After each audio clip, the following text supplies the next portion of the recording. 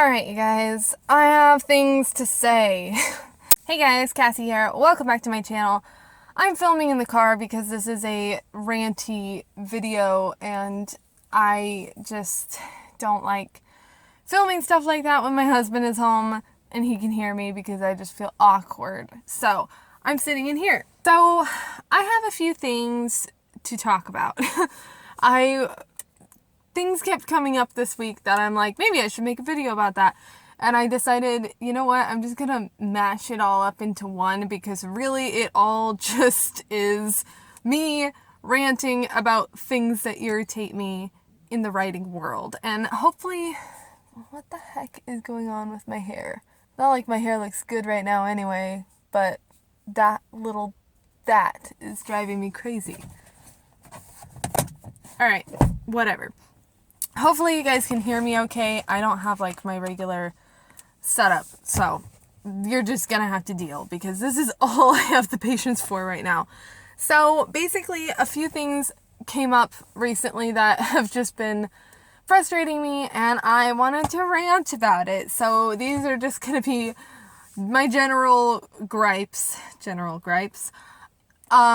regarding AuthorTube, and not just AuthorTube, really like the author community, the writing community, and things like that. So, point number 1, stop making videos about stuff that you don't know anything about. I thought that this was common knowledge at this point, but apparently not, and this infuriates me because let me just take you on a journey of something I experienced this week. So I've talked about this issue a little bit in a previous video. Basically, a while back, I saw a video of a person, I'm not going to say who, even though anyone who's watched that other video already knows who, but whatever. A person on AuthorTube who has a pretty large following and people trust their opinion. They made a video talking about the pros and cons of present tense versus past tense and which one you should choose to write in and how to write them well. And in this video, it was just extremely abundantly clear that this person is very biased against present tense. And part of why that was very evident is that they said a few things in that video about writing in present tense that are just literally objectively false. Like, not even like an opinion I disagree with. Like, 100% this is incorrect information. And just this week, I watched a different video by this person where they went on a little rant about how much they hate present tense. Which, here's the thing. I don't care if you hate present tense. That's totally fine. I really couldn't care less. I used to not really like present tense either. I have since kind of changed my mind about that, and I have read some more books in present tense that I have enjoyed. I also have currently writing a series in present tense, and I'm actually really enjoying it. And now that I've done my first 2 books I wrote in third person past tense, and this trilogy is in first person present tense, and I don't know if I'm ever going to actually be able to go back to third person past tense because first person present is just so much fun to write to me. I feel like you can really be in the moment and you can have a lot of fun with voice, especially in that tense, and that POV together is a good combination. Personally, I really enjoy it, but I don't care if this person doesn't. That does not upset me.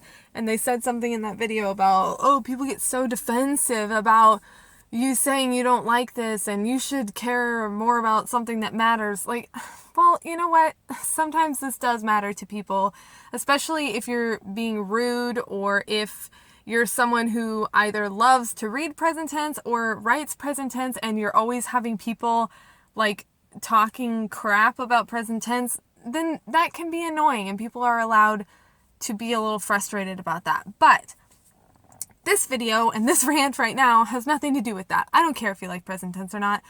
you're not going to like my current trilogy, but you're not going to read my trilogy anyway, so I really couldn't care less what you think about that. What I'm upset about is the fact that this person who admittedly hates present tense doesn't read it because they hate it. I'm certain they probably don't read it. They definitely don't write it. Made an entire freaking video about how to write present tense well.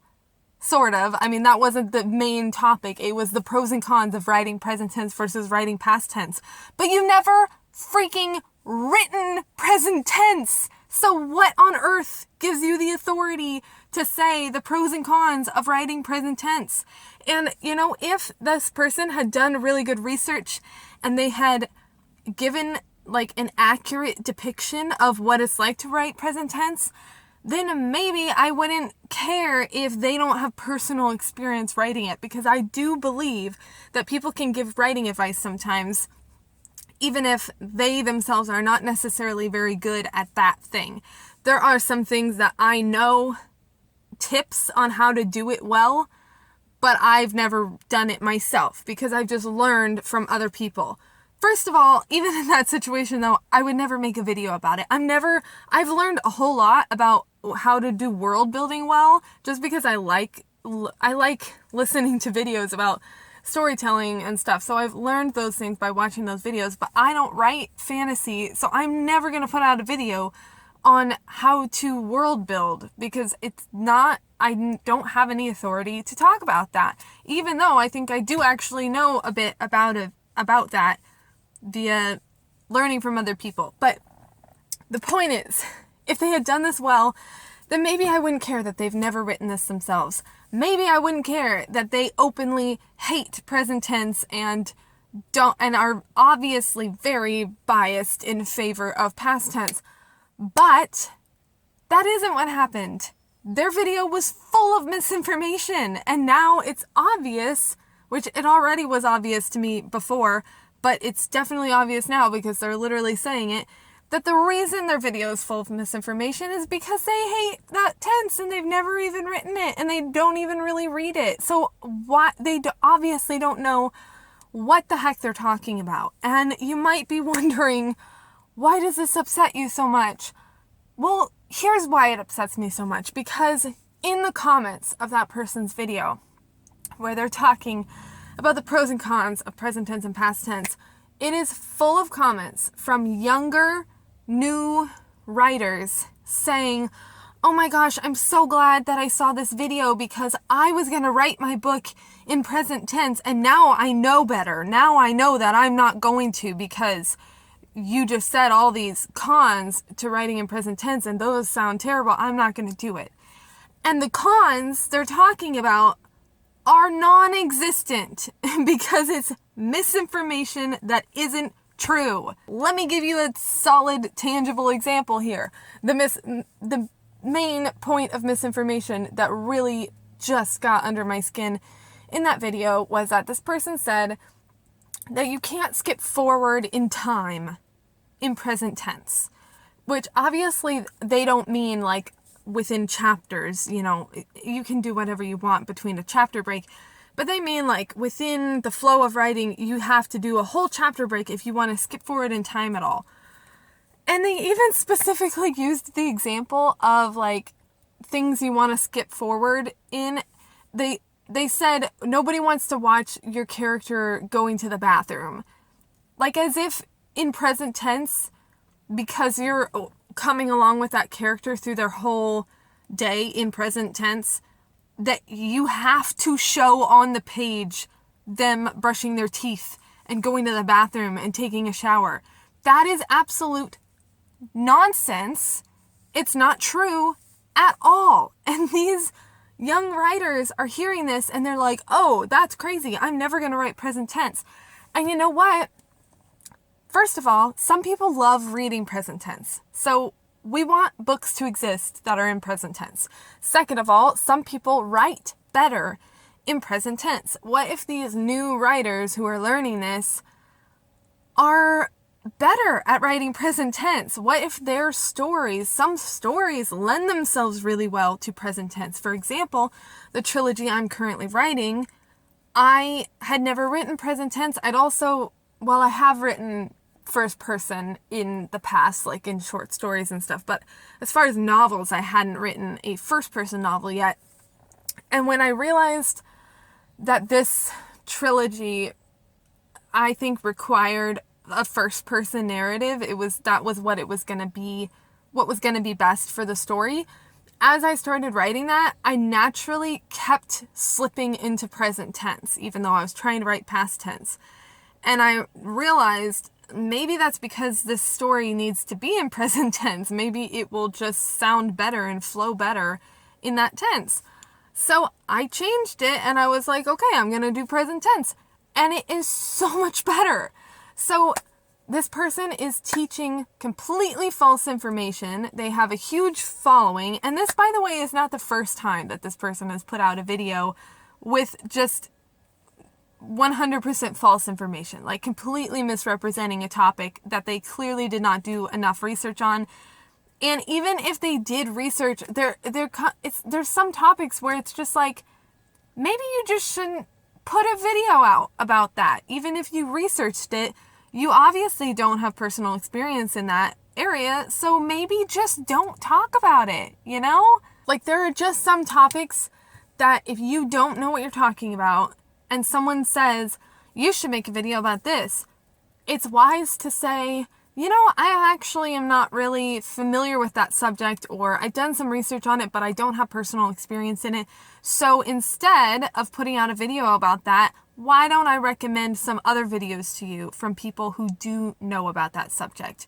For example, if someone came to me and was like, you should make some videos about traditional publishing and what that world is like, I would say, I'm not going to do that, but go check out Alexa Dunn's channel. Her channel is great. She has a lot of great information about traditionally published books because she is traditionally published. I am not, so I'm not going to make videos about that. It just makes me angry that some people who have such a large following, and it's not like I'm not mentioning that because it's like, because I'm upset that they have a large following or something. I'm mentioning it because that means they have a large amount of influence over the people who are watching their things.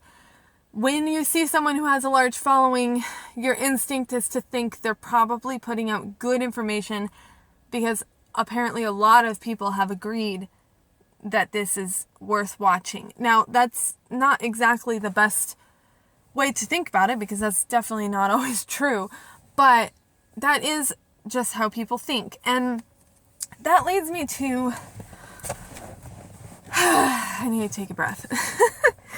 I've just been talking nonstop, which is nice for editing later because I don't have to cut very much out, but not so nice for breathing. So that leads me into another aspect of this conversation that I want to talk about, which is, what the heck? I think a bird might have just run into the back of my car. I don't know. That was very strange. So another aspect of what I wanted to discuss with this part of the conversation is whether or not viewers or creators are more responsible when it comes to people being misled by misinformation. So on the one hand, I would say it is wise as a viewer of content on YouTube to keep in mind that anybody can put something out on YouTube. You don't have to have credentials in anything you're talking about. So you should take everything with a grain of salt. However, I believe it is 100% more on the responsibility of the creator to not talk about crap that they don't know anything about. That is 100% their responsibility, because here's the thing.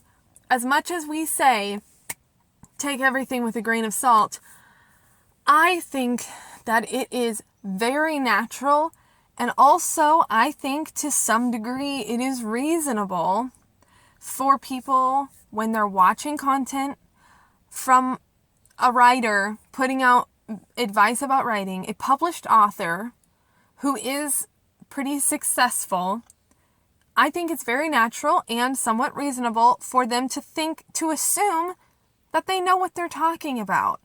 Because here's the thing, most of us, I feel like most average people couldn't really imagine themselves making an entire video and putting it publicly online, teaching people about a topic that they don't know anything about.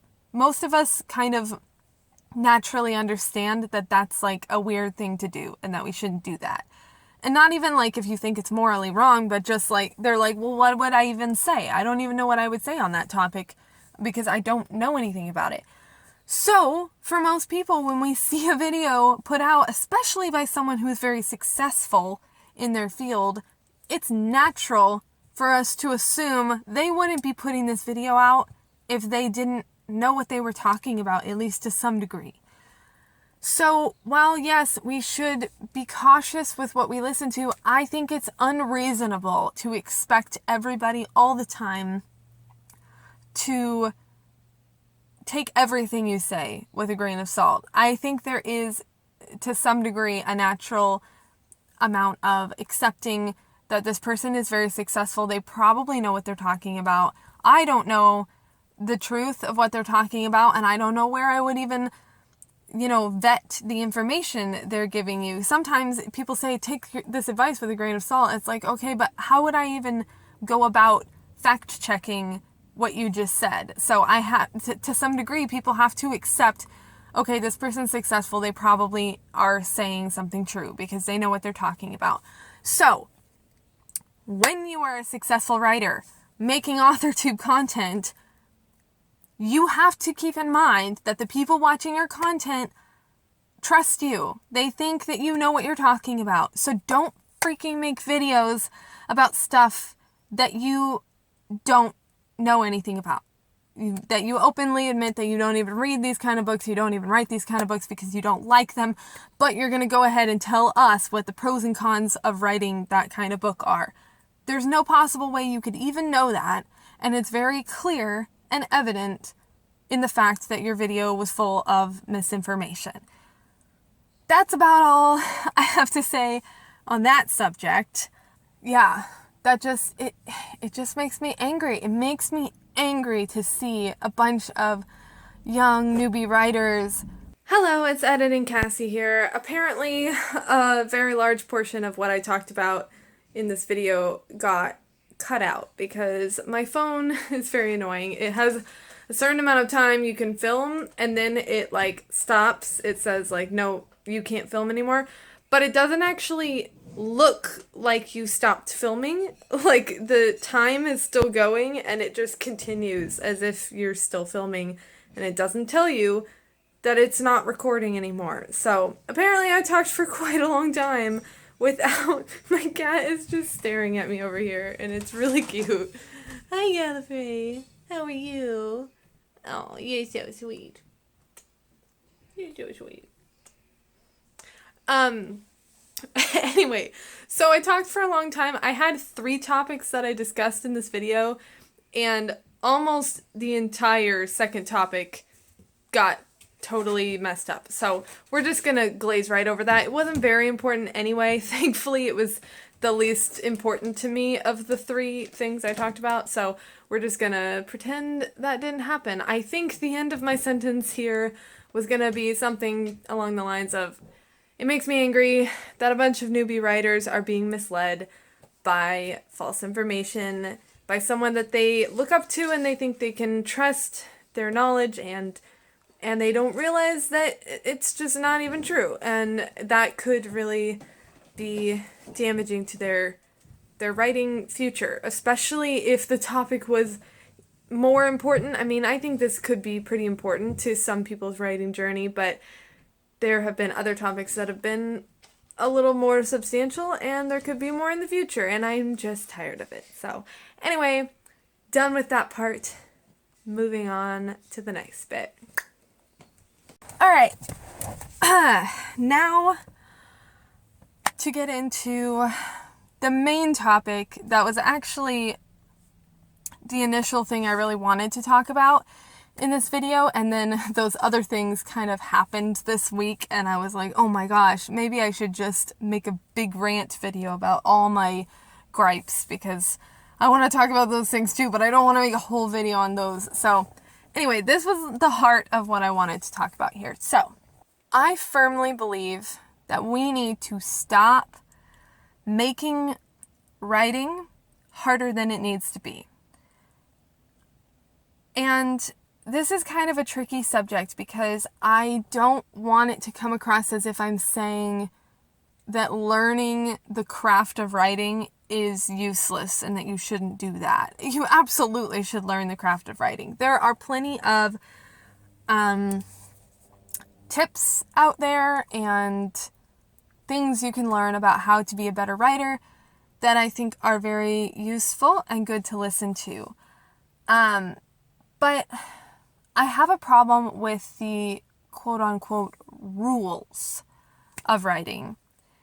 And I see this so often in my writing groups. I see people asking questions like, is it okay if I do this? Because I've heard that this is a bad thing to do, and you shouldn't write a sentence in passive voice, or you shouldn't what's an example? Let me think of an example. So one of the things that I came across this week, what was it? It was something to do with passive voice, I think. Oh, it was filter words. It was the word felt. They wrote, their sentence was something along the lines of, she felt every eye in the room fall on her. And they were talking about how they didn't know how to rephrase this sentence because they really like the sentence, but their Grammarly app or whatever is telling them that it's wrong because it's passive, and people in the comments are saying it's wrong because it's a filter word and you're using the word felt, and instead, to make it active and to not use the filter word, you should say the class's eyes all fell on her, because then you're not saying felt and you're making it active. First of all, I think that sounds terrible. I think that sentence sounds worse than the first sentence the girl wrote. But also, I understand the benefit of saying something like, every eye in the class fell on her, and then following that up with another sentence saying like, her stomach sank and her pulse started to race, or something like that, something that describes how she's feeling. However, I also don't think there was anything wrong with the sentence, she felt every eye in the class fall on her. I don't think there was anything wrong with that sentence. The second I read that sentence, just as a reader, not with my writer or editor mind on, just my reader hat, I had my reader hat on, and I read that sentence, and I had a physical, emotional reaction to that sentence. Like my stomach kind of clenched because I'm like, ooh, I know what that feels like. When you say, she felt all the eyes on her, I'm like, ooh, I can feel that. I know what they mean when they say that. And that's what you want from that kind of sentence. What you're trying to accomplish is you're trying to accomplish your reader feeling what your character is feeling. And she did that. With that sentence that was passive and had filter words in it, she accomplished that. So what was wrong with it? And this is a thing that I come across a lot, and it's a difficult subject because I feel like it's a little bit, people are kind of divisive about this subject, and I don't want to spread the message that oh, you just shouldn't care at all about craft, because sometimes there are times when filter words like felt or whatever are unnecessary and your writing could be stronger without them. But what I think becomes a problem is when we start looking at these tips and these pieces of advice as rules. They're not rules. I think we should be very clear about the fact that when it comes to writing fiction, there literally, and I do mean literally, are no rules. There just aren't. You can write whatever you want. If you want to write a book full of adverbs and filter words and purple prose, and it's in second person and present tense, like all the things that people are like, oh, maybe you shouldn't do that. You can, because they aren't rules. They are pieces of advice to consider and then decide whether or not they work for you in your situation. And the reason I really get frustrated with this often is because I see so many posts like this post that this woman made where people are like, I really think that this is what's right for my story. Like their storytelling creative gut is telling them this is what's right for my story. And they're going online to try to get permission from other writers to break this rule that they've heard. They're trying to get that permission. And a lot of times, to be fair, a lot of times I do see other writers like me, this is what I say most of the time, is go for it. Do what you think is best for your story. But there are also a lot of other writers who say, well, this is a rule and you really shouldn't do that because it's a rule for a reason and it's there for a reason. And sometimes I have had people ask, should I break this rule? And my opinion is, I don't think you should, because I think following that rule actually does, in this case, make your work stronger. But I think we need to just throw out the word rule, because they're not rules. None of them are rules. They are tips, pieces of advice, things to consider. There are no rules in fiction writing. You can write whatever the heck you want. Period. And another thing in regards to this that really frustrates me, another area in which this whole rule thing, I think ruins a lot of stories and a lot of authors' creativity, is plot beats. Now, here's the thing. I like plot beats. I mean, I like studying them. I do want to get better at writing stories that kind of follow the typical standard plot beats, because that's something I'm not very good at. And, that's evidenced by the fact that this story I'm writing right now ended up being a 3-book trilogy that is one romance story, which is virtually unheard of. Everyone I've ever talked to is like, why are you doing this? That sounds like a terrible idea. Romance writers don't want to read a whole trilogy. They want their couple to get together at the end of the first book. They're going to hate this. First of all, every single person who's read my book so far has loved it and is absolutely dying for the next book. So far, I've proven all those people's wrong. I've proven all those people wrong. But the thing is, I understand that this series I'm writing right now it's not typical. It's not standard. And one thing that is very important to consider, and again, it's not a rule. It's never a rule, but it is important to consider, is that if you are going to break all the rules, you're going to have a hell of a time marketing your book. I know that from experience with my first book. My first 2 books, kind of like companion novels that go together. They didn't really follow typical standard plot beats. I didn't really know that stuff back then. I was a newer writer. I just wrote the story that was on my heart, and I didn't really think about the rules. And I will tell you, I have had a hell of a hard time marketing those books because I don't even know what genre to call them. I mean, my first book, I've had people describe it as Law and Order meets Beauty and the Beast, which I think is a very good description. And I would say, I guess, romantic suspense is the closest I can think of.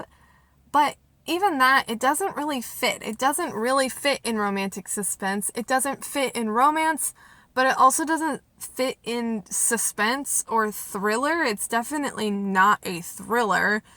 It's got some crime vibes, but it's also definitely not a crime novel, because when you think of crime novels, you think of those procedural, like, we're going to be in the police station a lot of the time, or on, in the courthouse or whatever, and it's not that. So it's kind of a mishmash of different genres.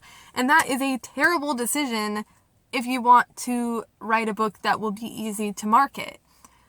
But it's not a terrible decision for the book I wrote. I don't believe it was a terrible decision. I love that book. I think it's great. A lot of people who have read it have loved it. So was it a bad decision to write that book where I didn't pay any attention to any of the rules? No, I don't think it was.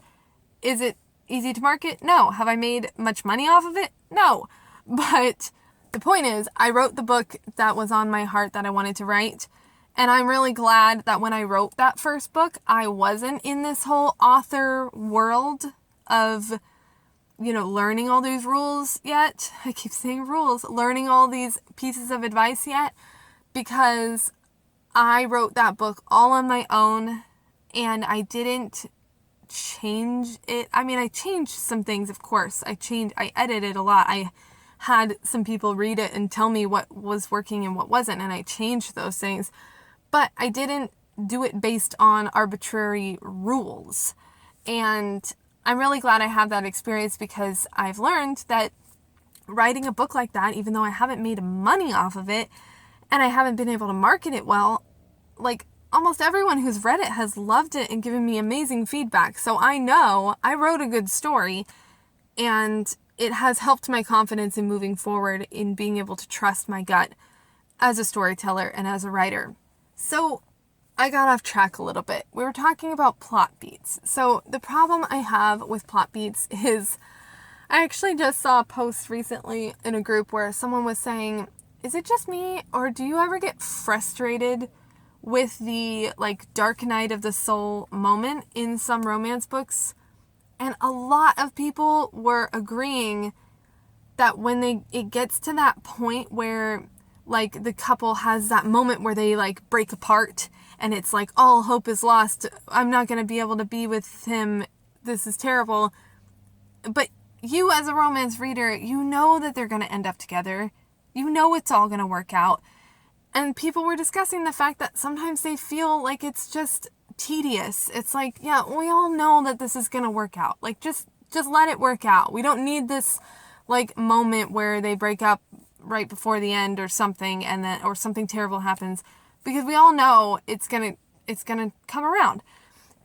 And I thought it was really interesting to hear how many people feel this way, because I feel this way very much so in a lot of books.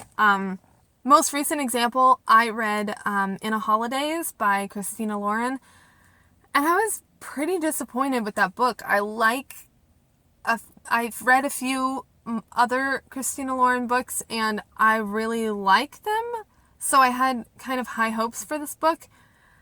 And I loved the couple in the book. I loved their romance. Every bit of when they were together, or flirting or kissing or whatever, or doing more than kissing, I was swooning like crazy. I really, really enjoyed the romance part of it. So if I was going to rate this book, I think I'd have to give it at least 3 stars just for that, because I loved reading about their love story. But when it came to the plot, first of all, I was very disappointed in the time travel aspect of the story. I think they didn't utilize that nearly enough for how much it was what the book was marketed as being. I felt like it basically could have just not been about that at all. It could have just been a regular contemporary romance novel, and nothing would have changed. So, but that's besides the point of what I'm talking about right now. But the dark night of the soul moment in that book was awful, in my opinion. There was a moment where the couple breaks up, basically. It's oh no, something happened, and now he's mad at me, and we're not going to work out, and it was fun while it lasted. Where obviously the main character is thinking, this isn't going to work out, we're broken up. And that moment in this book was so stupid to me. It was completely unbelievable, totally overdramatic. I mean, the way the guy reacted to the situation she was talking about, I felt was not even within, I didn't think it was in character. I didn't think that that guy would have reacted that way. Like, after everything they've been through and the fact that they've, like, been friends since childhood and stuff, I just really, really don't believe that he would have been that upset about that situation. I don't think it would have at all, realistically, if these people were real. I don't believe that it would have even come close to a breakup moment or to her thinking it was a breakup moment. It was ridiculous to me. It felt very much like they thought, we need this moment. We need this plot beat to be fulfilled. We need to have this moment where things break apart just before the end. So they just threw it together to make that happen. It felt very forced to me. It felt like what would have naturally been right for that story would be for that moment to just not have even existed and for it to just go straight into the happily ever after. That's where it seemed like it was going, and I was loving it. And then it just felt like they contrived this moment just for the sake of fulfilling the plot beats. That's what it felt like. I'm not saying that that is necessarily what happened. I don't know what those authors were thinking while they wrote this, but that's how it felt to me. And that is not the first time that's happened in reading a book, especially romances, when it gets to the end and you know there's going to be that moment where they have to break up. And I started thinking about when I was analyzing this and how I felt about that book and that moment in that book. I was analyzing this because I'm writing my third book in the Greenwood trilogy. And as of right now, I don't have a moment a slight spoiler alert, I don't have a moment in my outline where Arya and Charlotte are going to have some big, like, all hope is lost, we might break up, this might not work out moment. I don't have that. And I thought, and I was thinking about plot beats, and I was like, man, I feel like I need to have that because that's what people say is good, right? And so I was trying so hard to figure out how to, like, make that work. And then I read this book in the holidays and had my feelings about it. And then I saw this post on this group where someone else was like, does anyone else ever feel like they don't really like that moment in a romance? And so many people were commenting and saying, yes, I do feel like that. And it just made me realize I don't need to try to force that moment into the outline I already have for this book I'm writing. I don't feel like it fits. And I'm a good storyteller. I trust myself, I trust my gut, and if I don't feel like it fits, then readers probably aren't going to feel like it fits either. So guess what? I'm just freaking not going to do it. And that's okay, because it's not a rule. It's a piece of advice you might want to consider. So anyway, that is basically all I wanted to say about that. This is something I've felt strongly about for a long time, and it just, this past week, it's just like every single day I keep seeing posts on writing groups where people are kind of asking for permission to break the rules or saying, like, I know that this is what people say to do, but I really feel like this is what's right for my story, but I don't know if I should do that. And it makes me sad. It makes me sad to see so many people who have such a strong vision for their story and their characters not trusting their own gut as a storyteller and as a writer, and saying, this is how I feel very strongly that this is what I should do, but they're questioning whether or not they should do it because they've heard that there is a rule that says they shouldn't. And that just, I get it, especially in today's market. Trust me, I get it. If you want to be a professional author in today's market, especially an indie author, I mean, traditional publishing for sure too, they want you to, have kind of standard plot beats and all that stuff. But if you want to be a professional author in the indie market today, and make money and stand out above all the competition, because there's a lot of competition out there, you're pretty much going to have to write like very marketable stuff that is to market. And when we say to market, that doesn't mean you're writing trends. That doesn't mean you're seeing, oh, I really love writing romance, but what I'm seeing is that everyone's talking about YA fantasy, so I'm going to go write YA fantasy instead of romance. That's not what writing to market means. What writing to market means is if I'm writing a contemporary romance, I need to look at what all the other contemporary romances are doing and the structure those stories have, the tropes they're using, what readers expect, and I need to write that so that it's very marketable, and I need to have good covers that convey that and good titles that are kind of, you want to stand out a little bit, but for the most part, you really actually want to fit in. And that's something that a lot of people, I think, don't understand about marketing in books. They go too hard on wanting to stand out. And it's like, if you stand out too much, then people don't know what the heck you are, and they'll just browse right by you. Because if I'm looking for a fluffy YA romance and I see some cover that I'm just like, I don't even know what that is, like, I'm just gonna pass by and look at the ones that look like fluffy YA romances, which usually look like all the other fluffy YA romances. They look the same. And that's good for marketing, and it's good for readers because they can see clearly, oh, this is the kind of thing I like. Yes, that is good for marketing. My advice here in this video might not be the best advice for marketing or for making money or making sales of your books.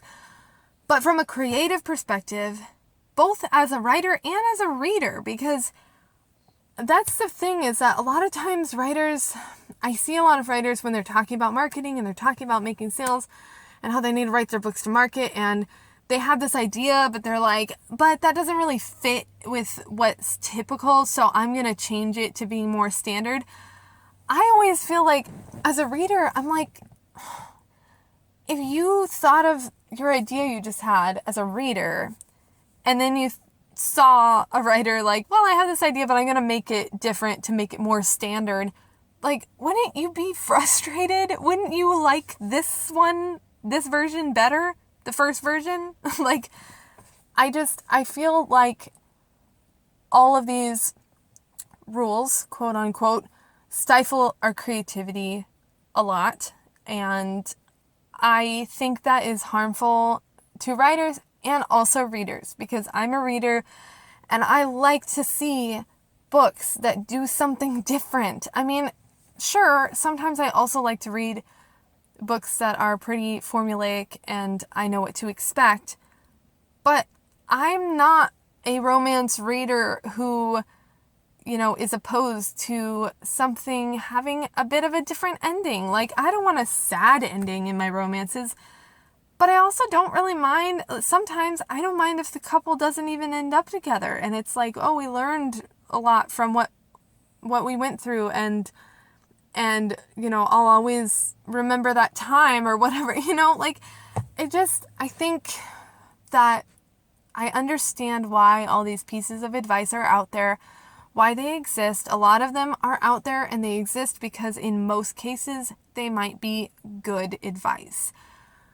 But I really, really, really want authors to remember that these are not rules, that you can break them, and I just want to see more stuff that's different. I want to be free to write something that's totally different than what I've ever seen in the market. And I do that. I mean, I'm doing that right now with the romance trilogy I'm writing, and it's been really frustrating me that every time I talk about this series among writers, I get told all the reasons why it's going to fail, and it's not a good idea to format my story this way, to have it be, basically it's one story told in 3 books, because the story I had in my head was just way too long to tell in one book in an emotionally impactful way. I mean, I could have condensed it down, but then that would have taken a lot away from the character development,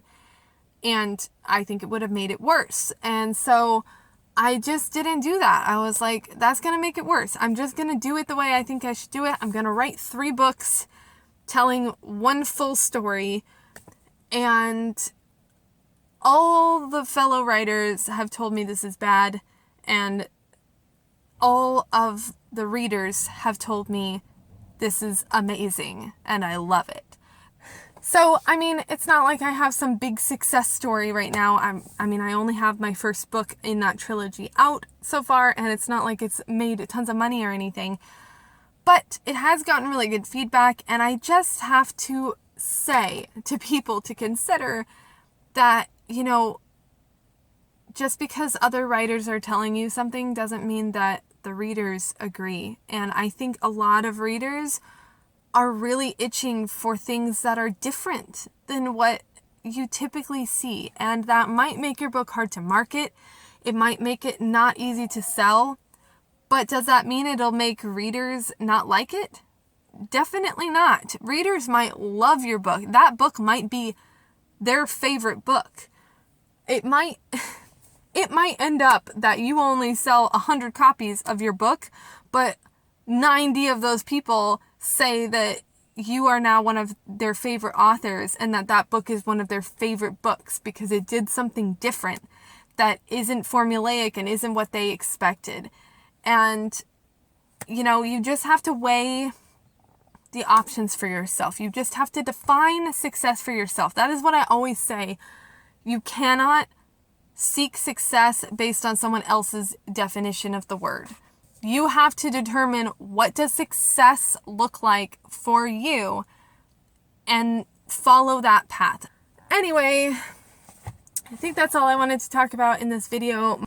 For the most part, I just wanted to talk about breaking the rules and not calling them rules in the first place, and just allowing yourself to have creative freedom and a creative vision, even if everybody's telling you, I don't know about that, that seems maybe not good, or that doesn't follow the rules, or whatever. Just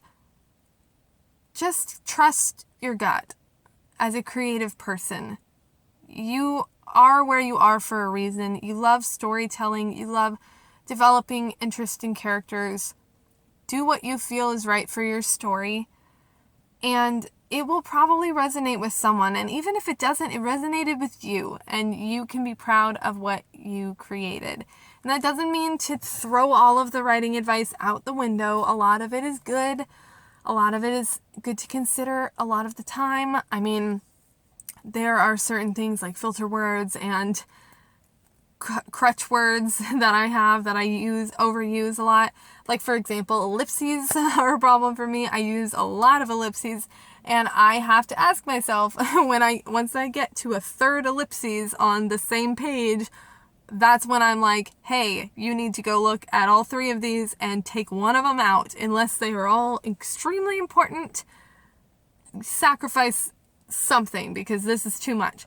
And I think those are good things to consider. But you also need to consider that sometimes I look at all 3 of those ellipses and I'm like, they're all important to me. They all add something to that sentence that I don't think I could accomplish in a different way. So I'm going to leave them because that's my creative decision as an author. And that's what I want people to know. I want people to have the freedom to trust their gut and to do what they want to do with their own stories, and to stop being told that they can't do something because, I'm sorry, I'm getting frustrated again. I don't like stifling people's creativity in a field that is supposed to be all about creative expression. I mean, have you ever heard anybody go I'm sure there have been people who have done this, but for the most part, you don't go and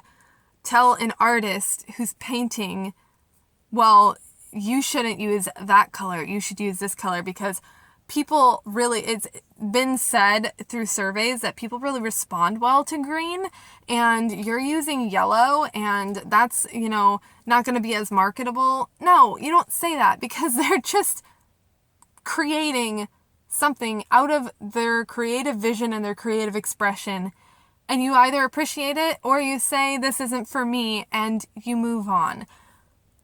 I feel very strongly that writing should be treated the same way. It is a creative field. You are a creative person if you are a writer and a storyteller, and you should do what you think is right for your story and not worry so much about the rules. Please stop worrying so much about the rules. Stop going to writing groups and asking for permission to break a rule. If you feel so strongly that your story needs a certain thing, that you don't just change it, that you have to go to a group and try to like get people to defend your decision to keep what you have, and because you don't want to change it. If that's how strongly you feel about this, you don't need to go to the group and ask. You know the answer already. The answer is keep it. You know what you're doing. Trust yourself, I guess. I don't know. I'm rambling at this point. You get it. So anyway, I'm going to go.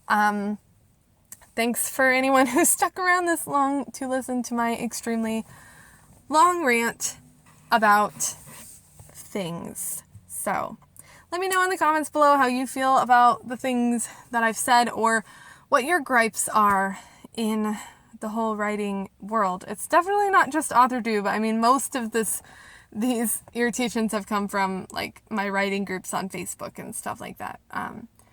So yeah, that's it. Also follow me on TikTok if you want. I have a TikTok.